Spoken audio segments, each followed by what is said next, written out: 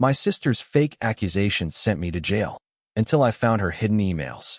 Before we begin the story, make sure to subscribe to our channel and never miss more incredible stories every day. It happened on an ordinary Tuesday night. I was halfway through dinner when the pounding on the door started. At first, I thought it was a neighbor or maybe a delivery gone wrong, but then I saw the flashing red and blue lights spilling through the curtains. My stomach dropped. "Open up. Police." I barely had time to stand before the door flew open, and 3 officers stormed inside. They barked my name, ordered me to the ground, and before I could even process what was happening, cold metal snapped around my wrists. "What's going on?" I demanded, panic clawing at my throat. "What did I do?" The officer's face was stone. "You're under arrest for assault and harassment. Your sister filed the complaint." My brain froze. My sister. The person who had shared a room with me growing up, who had borrowed my clothes, who had cried on my shoulder after every failed relationship. My sister was accusing me of this? I laughed, because it had to be some sick mistake. But no one else was laughing. Not the officers dragging me out of my own home, not the neighbors peeking through their blinds, and certainly not my parents, who were standing in the driveway watching it all unfold with unreadable faces. My mother looked away when our eyes met. My father crossed his arms. Neither of them said a word. The ride in the back of the police car was surreal. The city lights blurred past, and I kept replaying my sister's face in my head. The way she'd smiled just last weekend at our family barbecue. The way she'd hugged me goodbye. None of it made sense. By the time we reached the station, the gravity of it sank in. I was fingerprinted, photographed, shoved into a cell. My phone, my wallet, my dignity, all stripped away. I sat on the cold metal bench, staring at the floor, trying to breathe. But all I could hear were the words echoing in my head. Your sister filed the complaint. And then it hit me. If she had really done this, if she had gone to the police with such a lie, it meant something bigger. This wasn't a misunderstanding. It was deliberate, and I had no idea why. The cell was small, damp, and smelled faintly of bleach that couldn't quite mask the stench of sweat and despair. The door clanged shut behind me, and the sound echoed in my bones. I sat on the cold bench, trying to make sense of my new reality. A guard slid a thin blanket through the bars. "Get some rest," he muttered, as if it was that simple. I couldn't. My mind replayed every interaction with my sister over the past few months, searching for signs, for clues that could explain this nightmare. There had been small things, the way she would sometimes cut me off mid-sentence, the cold glances when I succeeded at something she hadn't. But I never thought they were dangerous. I thought that was just sibling rivalry, the kind that fades with age. Sleep came in broken fragments, if at all. Every sound jolted me awake. Footsteps, keys jangling, the distant shout of another inmate. My heart pounded every time I remembered the officer's words. Your sister filed the complaint. In the morning, they led me out for processing. The fluorescent lights were harsh, the questions endless. Where do you work? Who do you live with? Do you have a lawyer? I answered automatically, still numb. Later, during a phone call, I reached out to my parents. My mother's voice was clipped. "We just want to support your sister right now. She's been through so much." I froze. Support her? What about me? What about the fact that I was the one in a cell, treated like a criminal for something I didn't do? My father didn't even take the phone. I hung up, feeling more abandoned than ever. The family I thought would stand by me had already chosen sides. That night, staring at the ceiling of my cell, I realized something chilling. This wasn't just about my sister's accusation. It was about power, control, and the way lies can warp love into suspicion. And if I wanted to survive this, I couldn't count on anyone but myself. The first time I was brought into the courtroom, I felt stripped bare. My wrists were cuffed, my clothes exchanged for a dull prison uniform, and the eyes of strangers bore into me as if I were already guilty. The hum of whispers filled the air, people leaning toward one another, murmuring about the accused standing before the judge. My sister sat at the front with our parents. She wore an expression I knew all too well, that practiced look of fragility, as if she were the victim of some unspeakable crime. Tears glistened in her eyes, perfectly timed for the judge to notice. My mother held her hand protectively, and my father glared at me like I had betrayed the entire family. When the prosecutor began reading the charges, my stomach twisted. Every word felt like a knife, deliberate, calculated, damning. I wanted to scream, to shout that it was all a lie, but my lawyer squeezed my arm gently, silently telling me to stay calm. I looked at my sister. For a brief moment, our eyes met. There was no remorse in her gaze, only a quiet satisfaction, as if she had finally achieved something she had been working toward for years. The testimonies were worse. Neighbors, acquaintances, even distant relatives claimed they had seen signs, moments that now twisted into evidence against me. Each statement was like a stone added to the pile, crushing me. I wanted to shout that none of it was true, that this was all her fabrication, but the system didn't work on emotion. It worked on appearances, and my sister had crafted hers perfectly. At the end of the day, as I was escorted back out, I heard someone whisper, "Monster." The word stuck to me like filth I couldn't wash off. That night, lying in my cell, I realized something terrifying. The trial wasn't about truth. It was about who could tell the better story. And right now, my sister was winning. Prison was nothing like what I had imagined. The first night, the clang of the metal door closing behind me echoed through my bones. The air smelled of sweat, disinfectant, and despair. Every sound, the shuffle of footsteps, the bark of guards, the muttered curses of other inmates, reminded me I no longer belonged to the outside world. I learned quickly that jail had its own rules. Respect was currency, weakness was blood in the water. Some inmates ignored me, others tested me, and a few tried to intimidate me with stares or casual threats. I kept my head down, but inside I was seething. I didn't belong here. I hadn't done anything.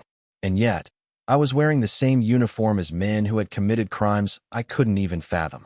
Letters from my family arrived rarely, and when they did, they cut me deeper than silence ever could.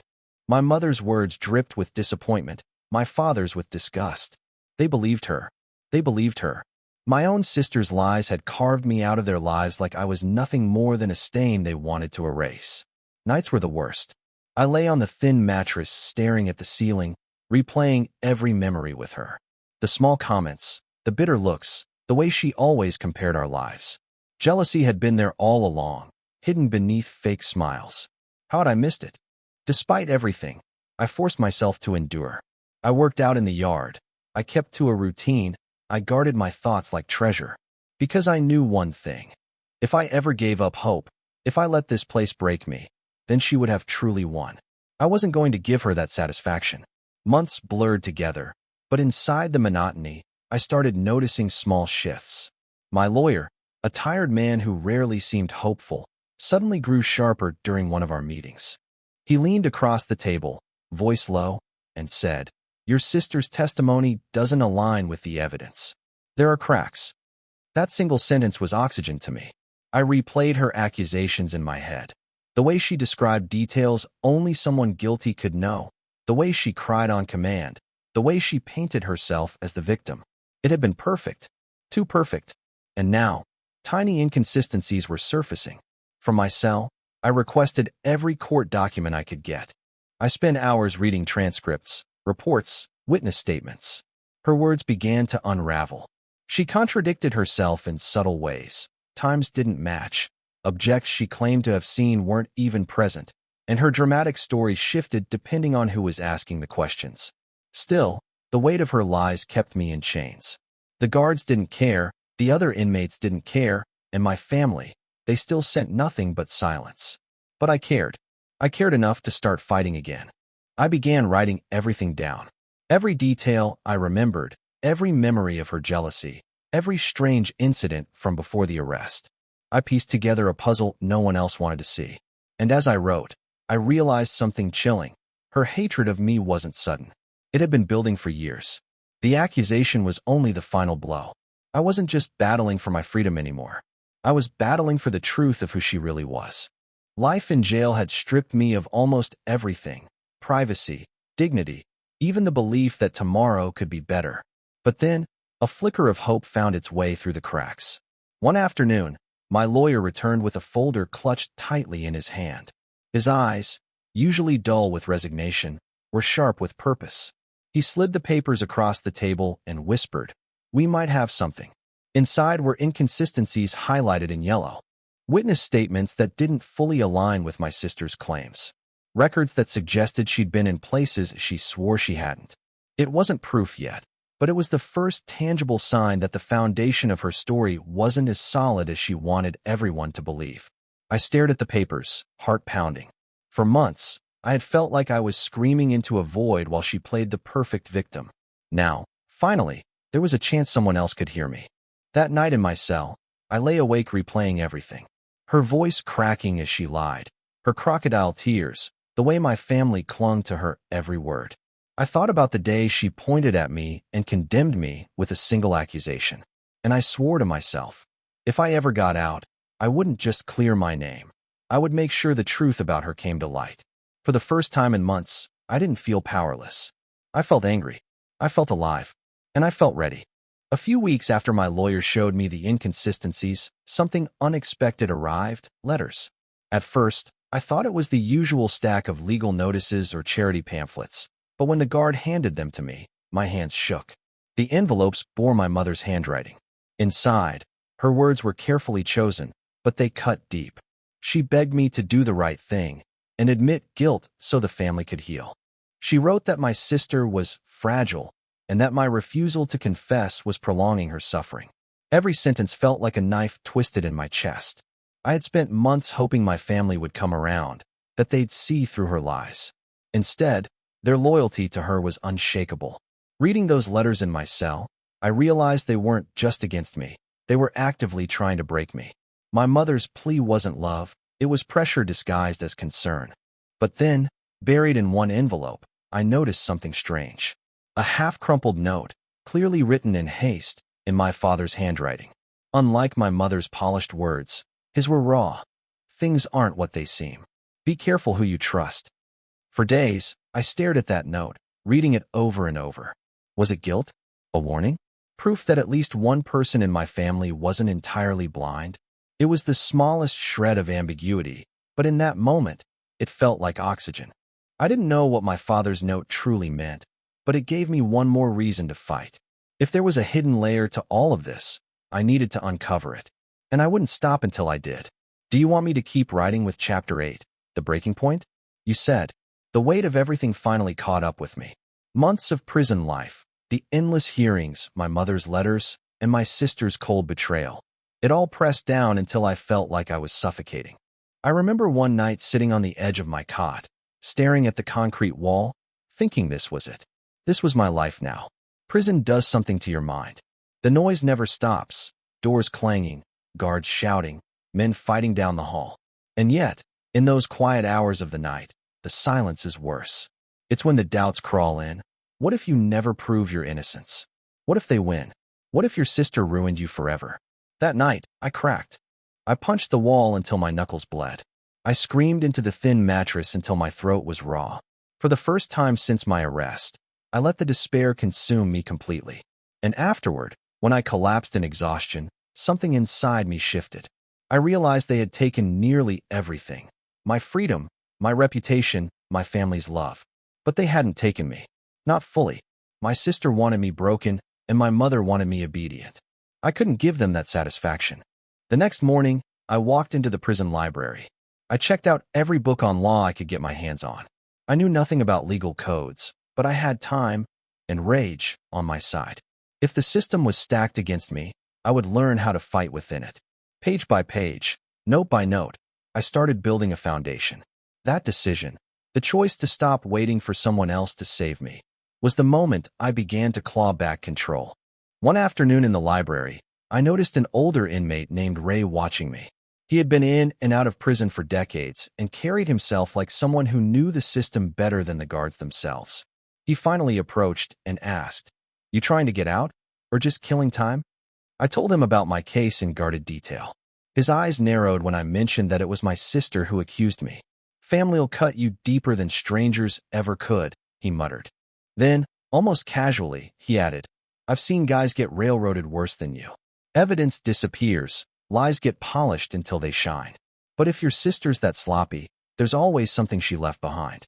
That word, sloppy, stuck with me. I kept thinking about the inconsistencies in her story, the way she had rushed certain details during the trial, and the nervous flicker in her eyes when she testified. She wasn't perfect. And if she wasn't perfect, then somewhere out there, she had left a crack wide enough for me to break through. Ray leaned closer. People think prison's just about brawn. Nah, it's about patience. It's about digging through every piece of dirt until you find the gold. You want out? Don't just read law books. Read her. Read her patterns. People like your sister can't help themselves. They always leave a trail. That conversation lit a fire in me. For the first time, I stopped viewing myself as a victim waiting for the courts to decide my fate. I started studying her, my own sister, the way a hunter studies prey. I thought about every email she had sent, every social media post, every overheard conversation. If there was a thread, I would find it. And as fate would have it, the first real lead came not from me, but from someone on the outside who still believed in me. It was a letter from my childhood friend, Marcus, that shifted everything. He had been skeptical of my guilt from the very beginning and promised to keep digging while I was locked up. His handwriting was shaky, but the words were sharp. I don't know if this means anything, but I went by your parents' house last week. Your sister left her old laptop in the attic. Looked like she didn't care about it anymore. Out of curiosity, I powered it on. There are emails. A lot of them. Some sound bad. You'll want to see this. My heart raced as I read it over and over again. Emails. It was like hearing the word oxygen after suffocating for months. I couldn't access them yet, but just knowing they existed was enough to breathe life back into me. Marcus explained that he had already backed up the hard drive onto a secure USB. He hinted at things he found. Emails with dates that clashed with her testimony, private messages dripping with malice, even a thread where she bragged to someone about how easy it was to play the victim. I felt anger surge inside me, so strong it almost burned. She hadn't just lied. She had documented her lies, left a trail of digital footprints leading straight to the truth. In my bunk that night, I stared at the ceiling and felt the tide shift for the first time. For months, I had been powerless.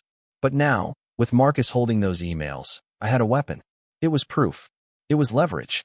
It was the beginning of the end of her carefully constructed story.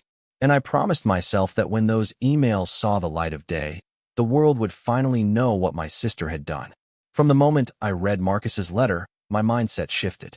I was no longer just a prisoner waiting for scraps of hope. I had something to fight for, something real, something that could shatter my sister's carefully woven lies.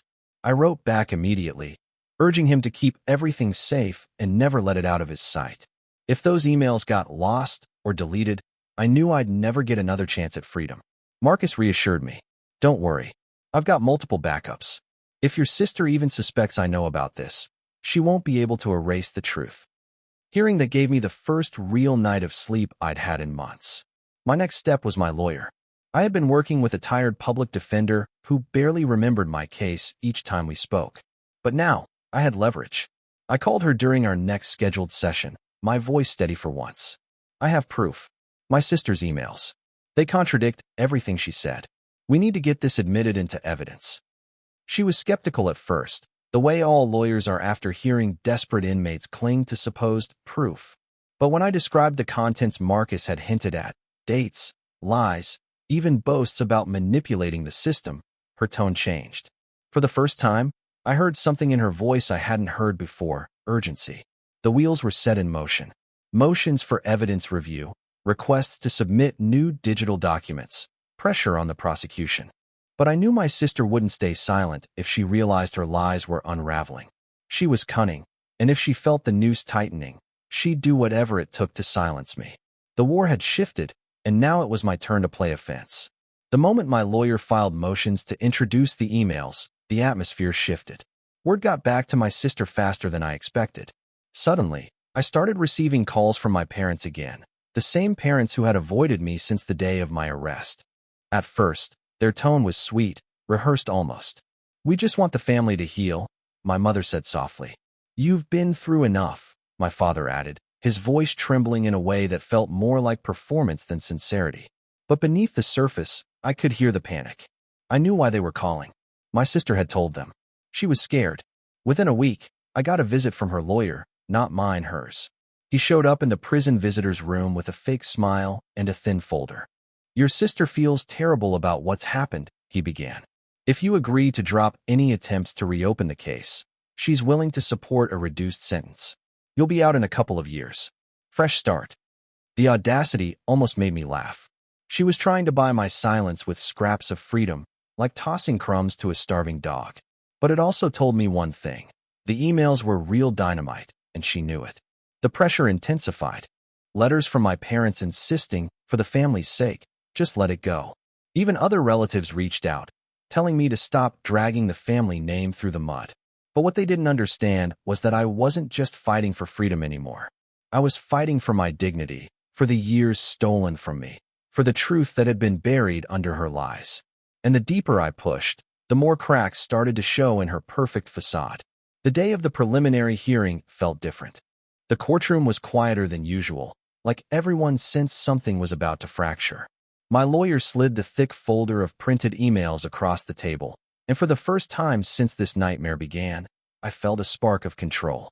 When the judge called us forward, my lawyer's voice was calm but sharp as he explained. We've uncovered communications directly contradicting the testimony given under oath. My sister sat across from me, her hair perfectly styled, her expression calculated indifference. But when the first email was read aloud, her words mocking me, laughing at how easy it was to make the police believe her, the mask slipped. Her face tightened, her eyes flickered with something between rage and fear. My parents shifted in their seats behind her, whispering frantically. For the first time, they looked uncertain, as though the foundation they had stood on was starting to crumble. The judge ordered a recess, and the tension exploded in the hallway. My sister cornered me with venom in her voice. You think this will save you? You think you're smarter than me? Those emails don't prove anything. But she was trembling. I saw it in her hands, the way she clutched her phone like a lifeline. I didn't say a word. For once, silence was my weapon. When I returned to my cell that night, my lawyer's words echoed in my head. This is the beginning of the end for her. But it's going to get ugly. And he was right. Because the next morning, new threats appeared in my prison inbox. Anonymous messages. Promises that if I didn't stop, I'd regret it. The first message read, "Stop digging. Drop it, or you'll never see the outside again." I sat on the edge of my bunk, the glow of the prison kiosk screen washing over my face. My hands trembled, but not from fear alone. There was rage too. Someone was trying to intimidate me, and I had no doubt who was behind it. My sister might have been reckless, but she was never stupid. She knew I was close to dismantling her story, and now she was lashing out. The second message was worse. Accidents happen in here. Watch your back. That night, sleep didn't come easy. Every shuffle of feet in the corridor, every clang of a cell door, felt like a warning. Even some of the other inmates started looking at me differently, as if they knew something I didn't. The next morning, my lawyer visited, and I slid the printed messages across the glass. His face darkened. She's escalating. This is good, though. It shows desperation. But it also means you're in danger. We need to push harder, faster. He promised to file motions to present both the emails and the threats as part of a pattern, but I couldn't shake the tension crawling under my skin. That evening, during chow, an inmate I'd barely spoken to before sat across from me. His voice was low, careful. Word is out someone wants you scared. But not everyone in here plays her game. Keep your head down, and you'll make it. I didn't know if he was warning me or recruiting me. But one thing was clear, my sister wasn't done.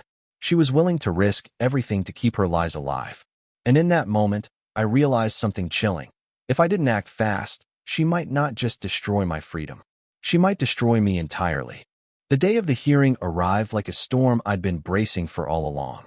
My lawyer and I sat at the long wooden table, stacks of printed evidence neatly arranged, while across the aisle my sister smirked with a confidence that made my skin crawl. She looked flawless, polished, like she had orchestrated this whole circus. For months, she had painted me as a monster. Today, the mask was about to crack. When the judge asked for our defense, my lawyer rose and spoke calmly. Your Honor, the accusations against my client have been built on deceit. Today, we present newly uncovered evidence. Emails written by the accuser herself. Emails that not only contradict her sworn statements, but expose a calculated plan to frame her own sibling for personal gain. He handed the bailiff a thick folder. The courtroom went silent except for the shuffle of pages. The judge read, brow furrowing deeper with every line. Then he looked up at my sister. Her face drained of color. These aren't real. He fabricated them. She stammered. But my lawyer had prepared for this. He had digital verification, timestamps, metadata, everything that proved those messages were hers. Emails where she bragged about how gullible everyone was, how easy it would be to ruin me, how she would finally get what she deserved once I was out of the picture. Whispers erupted in the courtroom. Even members of my family, who had stood on her side all this time, now stared at her with wide, horrified eyes. The judge's gavel came down hard. It is the opinion of this court that the evidence presented not only exonerates the defendant, but reveals a malicious attempt to manipulate the justice system. Charges are dismissed effective immediately. I exhaled for the first time in months, my chest feeling lighter than it had since the day of my arrest. My sister screamed as officers moved toward her. She tried to argue, tried to twist her words, but it was too late.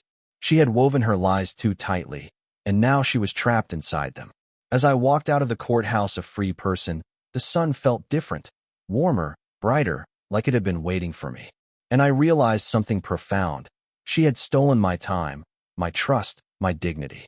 But she hadn't taken me. I was still here, stronger than before, and this time I had the truth on my side.